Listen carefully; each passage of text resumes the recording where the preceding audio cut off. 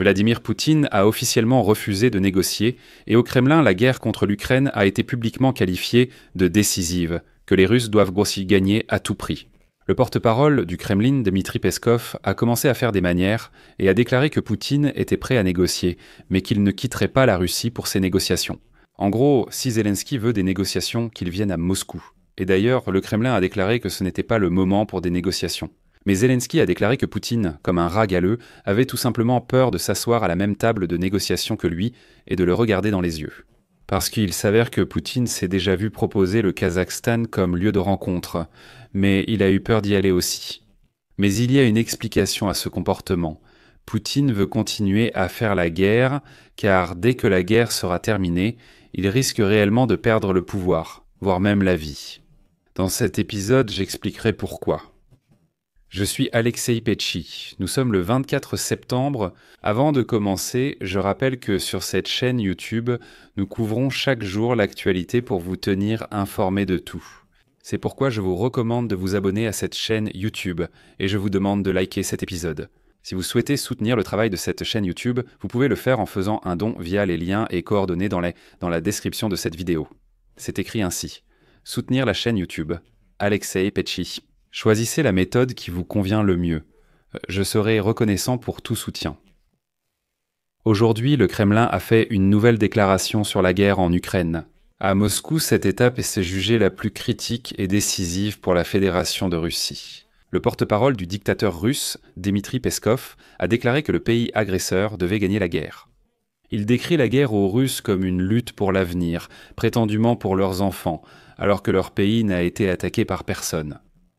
Mais je vais citer Peskov. Écoutez, c'est la guerre. Ce qui se passe autour de nous, c'est la guerre. C'est maintenant la phase la plus aiguë de cette guerre. Elle est vraiment décisive.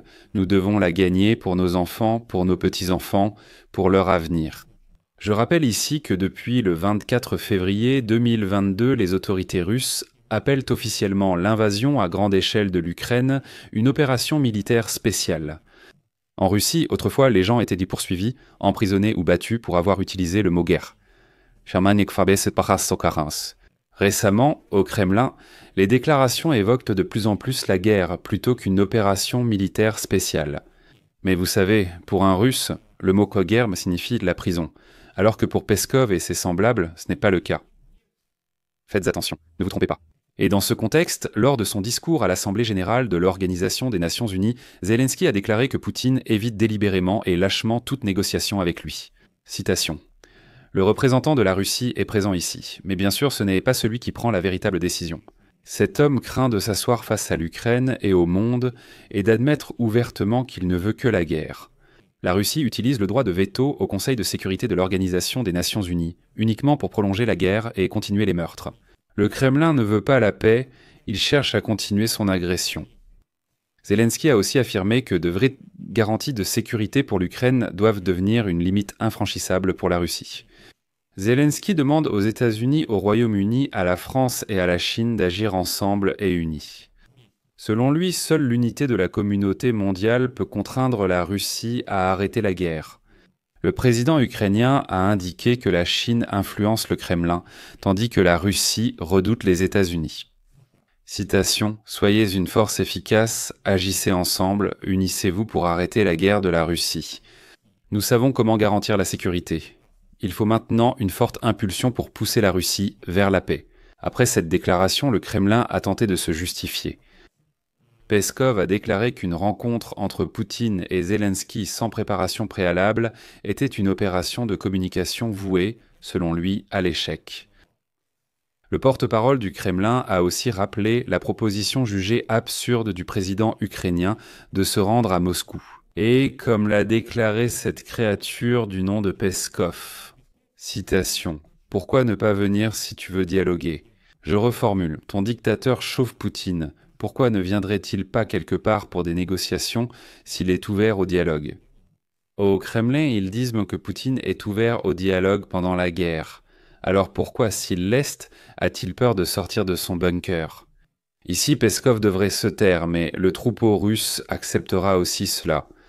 En réalité, le dictateur chauve Vladimir Poutine s'est vu proposer de négocier au Kazakhstan, et non en Europe. ce que le président de ce pays, Tokayev, a confirmé. Mais Poutine est tellement effrayé qu'il a même eu peur d'y aller pour les négociations. Comme on l'a appris, en particulier, une telle proposition a été avancée par les équipes de Zelensky, le président américain Donald Trump, les dirigeants des pays européens, en particulier le président Emmanuel Macron, ainsi que le président turc Recep Erdogan. Tous ont dit à Poutine « En Kodortar, négocions, même au Kazakhstan si tu veux. En Kotostiktan ». Après cela, on a proposé à Poutine une rencontre avec Zelensky en Turquie, en Arabie Saoudite, au Qatar, en Europe, dans des pays neutres comme l'Autriche ou la Suisse. Mais le Kremlin refusait catégoriquement d'envoyer son dictateur Poutine où que ce soit. Donc Poutine est juste un lâche.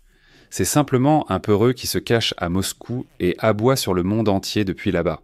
Eh bien, il est seulement triste que le monde entier ne puisse pas se débarrasser de cette saleté qui s'appelle Vladimir Poutine. Mais au Kremlin, même Trump est déjà devenu mauvais, donc ils ne veulent plus vraiment négocier avec lui non plus.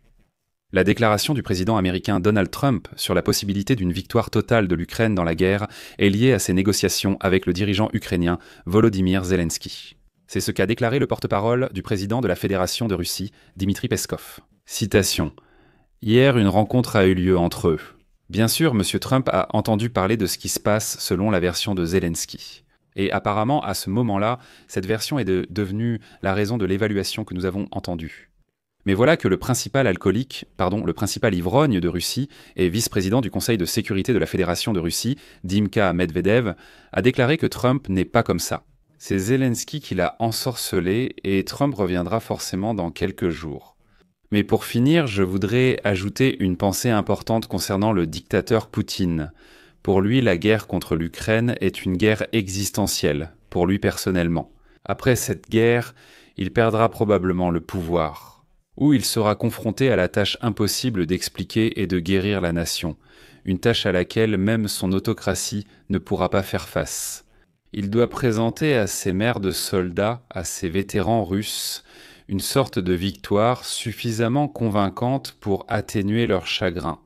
Sinon, Poutine devra poursuivre le conflit jusqu'à la fin de son règne ou de sa vie. Pour ne pas avoir à expliquer ensuite même à ces Russes ignorant qu'il n'y a pas de victoire, que la Russie a sacrifié des centaines de milliers de soldats, ruiné l'économie et plongé le pays dans la pauvreté. Et tout ça pourquoi ? On ne comprend pas. Ça paraît triste, mais la Russie est un pays capable de supporter même plusieurs millions de victimes.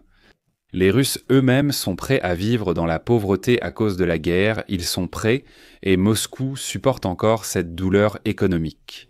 Quand ce sera insupportable, la Chine, son principal soutien, trouvera sûrement un moyen d'aider. Voilà toute la tristesse de la situation. Et pour finir, j'ajouterai encore une réflexion, cette fois sur Donald Trump, qui m'a tout simplement frappé. Hier, sur les réseaux sociaux, Trump a en fait avoué son ignorance. Après ces 9 mois d'efforts de maintien de la paix. Citation de Trump. Ayant appris et pleinement compris la situation militaire et économique entre l'Ukraine et la Russie, je pense que l'Ukraine peut gagner et que l'économie russe s'arrêtera. Une question. Durant 9 mois de son second mandat, Trump ignorait tout et ne voyait rien. Que faisait-il alors ? Vous savez, après 9 mois d'efforts de paix, dire que lorsque j'ai appris et pleinement compris la situation militaire et économique, cela semble absurde. Cela paraît extrêmement triste pour un dirigeant de pays qu'on appelait autrefois le leader du monde libre. Mais ici, je vais mettre des points de suspension. Donnez votre avis, vos conclusions dans les commentaires sous cette vidéo. Abonnez-vous à la chaîne, cliquez sur la cloche et n'oubliez pas de mettre un like. C'est tout pour aujourd'hui. Prenez soin de vous, à bientôt.